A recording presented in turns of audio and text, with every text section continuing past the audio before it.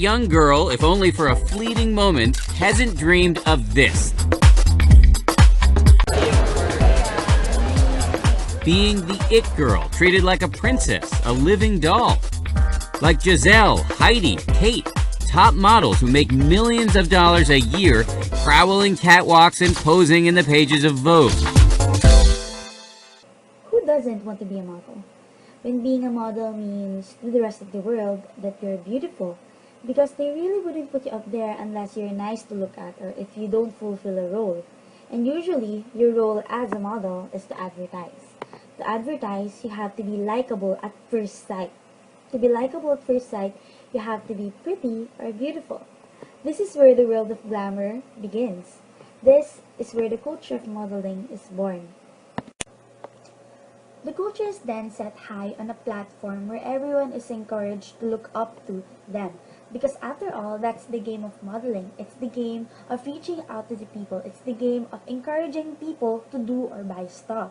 So the question is, how does it really affect the people on the ground? Because after all, this is a very different and unique culture. Why? Because unlike any other culture, it does not intend to isolate itself only to those interested.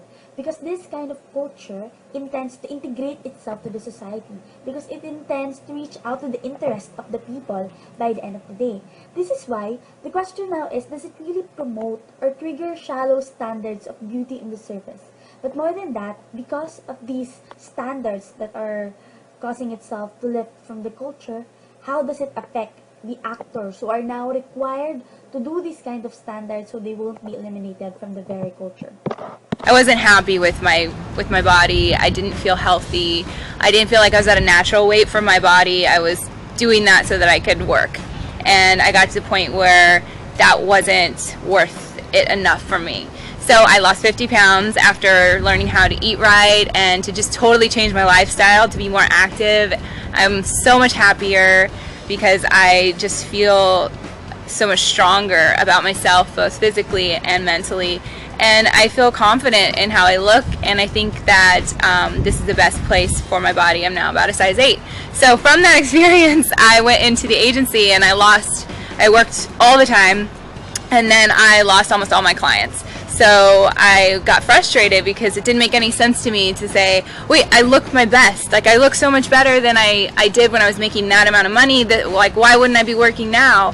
And that's when they were like, well, you can lose 4 more inches off your hip, which is impossible. I'm really happy with what I am at now, but for me to model fully plus, I would probably have to gain 30 pounds, and to model for straight size, I would probably have to lose about that as well. So either way, it's extreme for me to do both. And so as a size 8 model, I find I don't get very much work because I'm normal size and they want both extremes. To find a balance in life is what I think is really important in beauty and body image, is just finding a balance that it's not extreme. I just think that that's what this industry tries to do, is to make people feel like they're not good enough and that you'll only be as successful as they allow you to be, and that's just not the case. When I envision a modeling industry, a fashion industry, I envision women of different shapes and sizes. I envision women, there again, being celebrated and not just pinpointed to one size or one style of woman, you know, tall, you know, slender. Those are beautiful. I have nothing, those are beautiful. But I think there's also women that are curvy, that are 14, that are 10, different sizes, tall, medium, short. I think women are beautiful. And I would love to see a fashion industry that really, really shows that. To make yourself smaller than you are or bigger than you are to fit some industry standard or what people think you should be is making, I think, women less than they are. You don't need to be defined by your size or by the fashion world as a plus size or straight size. This is where I shop, this is the section I shop. We keep them separate. I think women aren't as cut and dry as that, and to break them down is so simple and isn't validating towards women or healthy for their body image for young women. So in the fashion industry, as far as modeling goes, I'm not considered straight size, but I'm also not considered plus size. I sit somewhere in the middle at a size 8, which is really difficult because then you're kind of floating in no man's land, and no one wants to use you because you're not skinny enough, but no one wants to use you because you're not fat enough, and no one ever says, oh look, this girl's at her healthy weight, she looks great, she's fit, we can use her. No one ever thinks that way, which is... If we complain about the disparity between models and common people because of the obvious differences that we have, because we have a standard to keep and we don't, there are also some models who complain about their disparity from their co-models, because after all, they are the ones who have to struggle to keep this kind of requirement. Because now we know from the evidences that we have earlier that they are required to keep these standards. Otherwise, they will have a dying modeling career. This is when we now pose the challenge. How far can you go to not be eliminated from this culture? Kind of beauty they're seeking is not obvious. Is there something specific you're looking for? A facial structure, an eye color? The first thing we notice is their height, obviously. Yeah. You can be like traditionally pretty or kind of the girl next door. But what we're looking for is somebody that stands out, beauty with a twist. It needs to look effortless, but you need to be aware of your whole entire body. Okay, babe. Good. Shoulders back. Good. Posing and walking is important, but these girls will not get anywhere in the modeling game if they cannot get down to a very specific size. The deciding moment of this boot camp will be when they are measured. I don't think people realize, it really comes down to an inch or an inch and a half. There's so many beautiful girls and there's such a competitive world that in every way, it's like you're looking at the scales and you're tipping them and you're tipping them and you're It is the most delicate situation that we deal with. It's a body business. The reality is they can't let themselves go. Which is why these girls are on a bare bones diet. For 15-year-old Malia, broccoli is a staple. It's my go-to food to fill me up. And for 16-year-old Haley, it's egg whites. This usually keeps me pretty full. I have this with like a glass of orange juice in the morning. And then if I need something, I like baby carrots, half an apple. Feed me. I want some bread.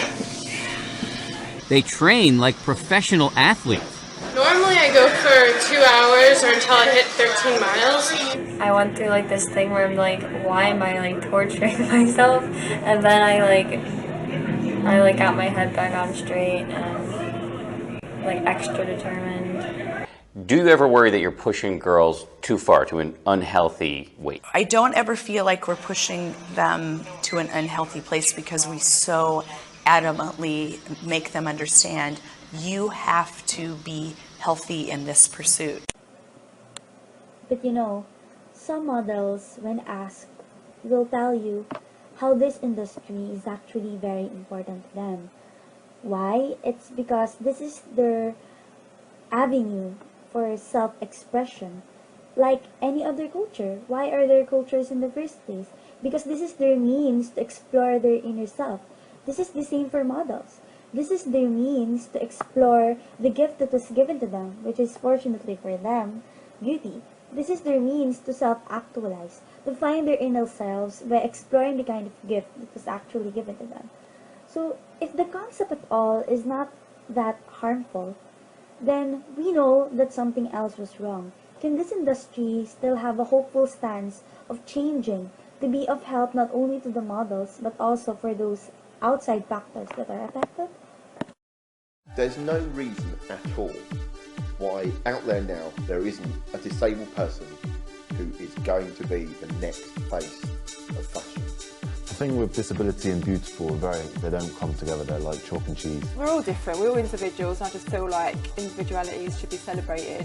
I would love to be a part of reshaping what it means to be beautiful. We campaign for the fashion industry in terms of models to be more diverse. It is an industry that doesn't know quite what to do about disability, and I think that what Models of Diversity does is say you can do it this way. What we are trying to do is to try and phase out this unrealistic image that the